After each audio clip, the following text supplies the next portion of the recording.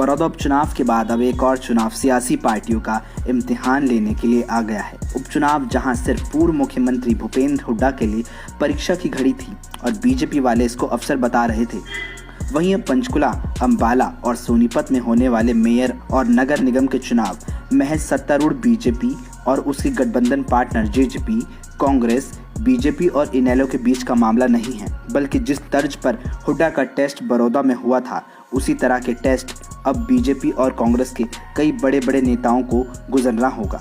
बड़ौदा उपचुनाव के नतीजे से हुड्डा खेमा खुशी से उत्साहित है और बीजेपी जेजेपी खेमा अपनी मायूसी छुपा नहीं पा रहा। अब परीक्षा और अवसर दोनों के मायने बदल गए हैं। सीधे तौर पर देखें तो तीनों नगर निगम में से 2 पर बीजेपी और 1 पर कांग्रेस की बढ़त दिखाई देती है, लेकिन ऐसा बिल्कुल भी नहीं है। सबसे पहले बात करते हैं पंचकुला नगर निगम की। पिंजौर कस्बे सहित कालका हलके के कई गांव पहले पंचकुला नगर निगम का हिस्सा होते थे।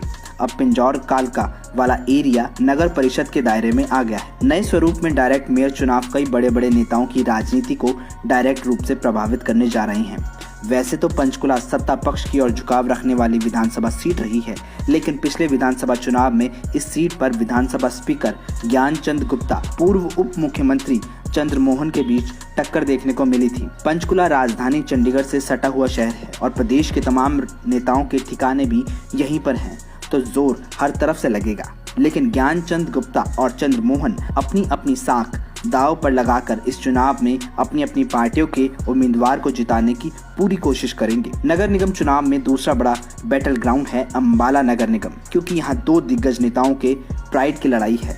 पहले नेता हैं गृह मंत्री अनिल विज और दूसरी नेत्री हैं कांग्रेसी प्रदेश अध्यक्ष कुमारी सैलजा। चाहे विज हो चाहे सैलजा हो, दोनों ही अपनी अपनी पार्टी के आलाकमान के सामने अपने इस इलाके में अपना अपना वजूद साबित करने की कोशिश करेंगे। इस इलाके में कभी कांग्रेस के कद्दावर नेता रहे और पार्टी को अलविदा कह चुके निर्मल सिंह भी कांग्रेस के सामने चुनौती बनने की कोशिश करेंगे। पंचकुला और अंबाला नगर निगम एक तरह से कांग्रेस के लिए अवसर की तरह है, वहीं सोनीपत नगर निगम भी बीजेपी के लिए किसी चुनौती से कम नहीं है, क्योंकि पिछले विधानसभा चुनाव में मनोहर लाल पार्ट 1 सरकार में कैबिनेट मंत्री रही कविता जैन को करारी हार का सामना करना पड़ा था। 2019 के विधानसभा चुनाव में बीजेपी को वैसे तो सोनीपत जिले में फायदा ही हुआ है। बीजेपी ने पहली बार राई और गन्नौर विधानसभा सीट पर जीत हासिल की है, लेकिन सोनीपत शहरी सीट पर उसे करारी हार का सामना भी करना पड़ा था।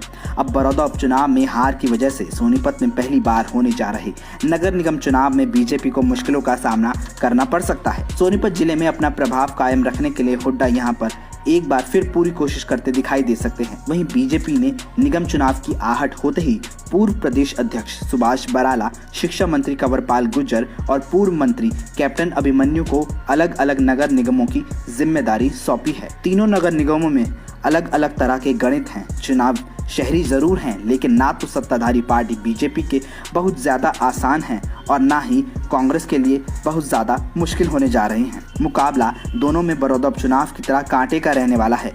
अब देखना होगा कि तीनों नगर निगमों में किसके सामने चुनौती रहने वाली है और कौन अफसर में तब्दील कर पाता है।